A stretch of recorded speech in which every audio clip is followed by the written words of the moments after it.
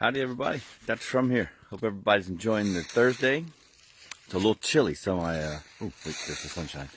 So my lips aren't quite working out here, but I'm going to give you a talk today about a couple of household toxins that are highly toxic to cats and dogs. I'm going to share with you a couple that I actually have here at my house, how I use them, and then share the fact that they are, or maybe start with the fact that they are among the most deadly toxins reported to the ASPCA, Animal Poison Control Center, each year. But first I'm going to show you my new toy.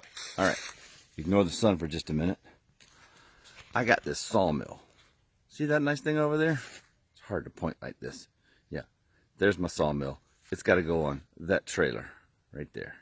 Alright, now the problem is that part of the sawmill probably weighs 400 or 500 pounds, which I think myself and a couple of friends, maybe 3 friends, maybe 4 friends, will be able to get up on that trailer once I get it a little bit lower. The wheels come off.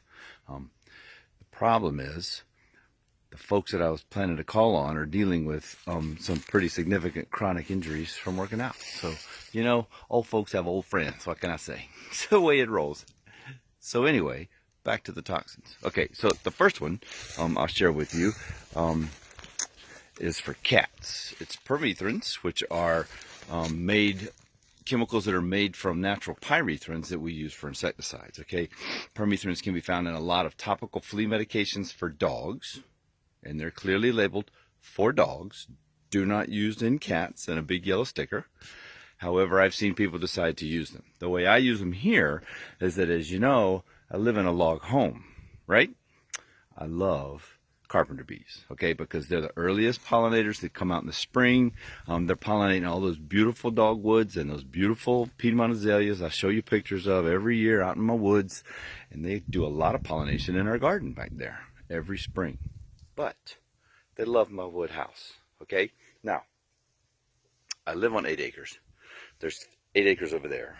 There's 9 acres on that side of us. There's 15 acres behind me. There's 100 acres on the other side, full of dead trees and dead stumps and dead logs laying around, many of which I've put out there for these bees, right, that they can go use.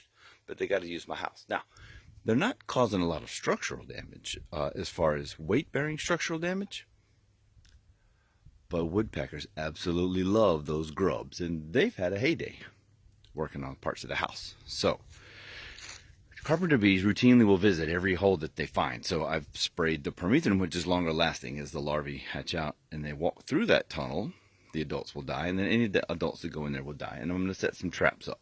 I know it's terrible, but look, one of the hardest things that humans have had to deal with ever since we decided to build structures to live in is how not to allow nature to destroy it, right? Getting bugs in there all the time, termites like to eat it, trees fall on it, all that fun stuff. So that's my battle. However, that is one of the highest fatality poisonings for cats every year. People will place the dog-only topicals on the cat because they have it and it's cheap, and they think, you know, the whole tube for my 10-pound Jack Russell, 2 drops for my cat will be fine. Unfortunately, 2 drops on your cat are fatal. And the way to bring those kitty cats back, we've saved a number of them. It's quite expensive, and it's touch and go for a while. So no permethrins around cats, all right? My cats are indoors all the time. My permethrin use is high where they can't get to it anyway, even if they're outdoors. But there's the other one. There it is. Okay, now the other one I use on my face and my arms for skin cancer treatment. Many of you may have this tube at home. It's called 5-fluorouracil. All right, that's the drug name. It works great. It is designed to attack rapidly dividing cells in our body, which is what cancers are. So it works great for most skin cancers, right? Perfect.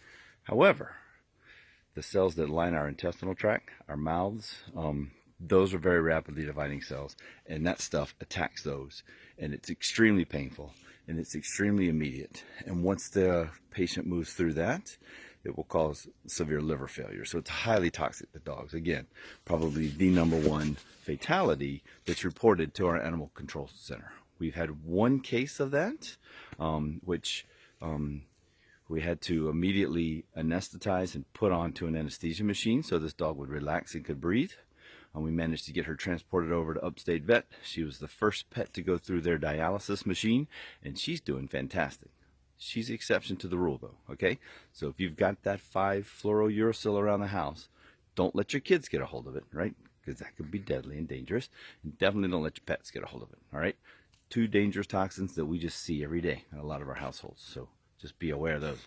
All right, now if I ever get this thing put together and I start making me some fun stuff, I'll share some of those pictures and videos too. You guys have a wonderful day, all right? It's finally December. Starting to feel like the holidays, so I'll get you one of those about holiday, a video about holiday dangers as well pretty soon, okay? Have a good one, folks.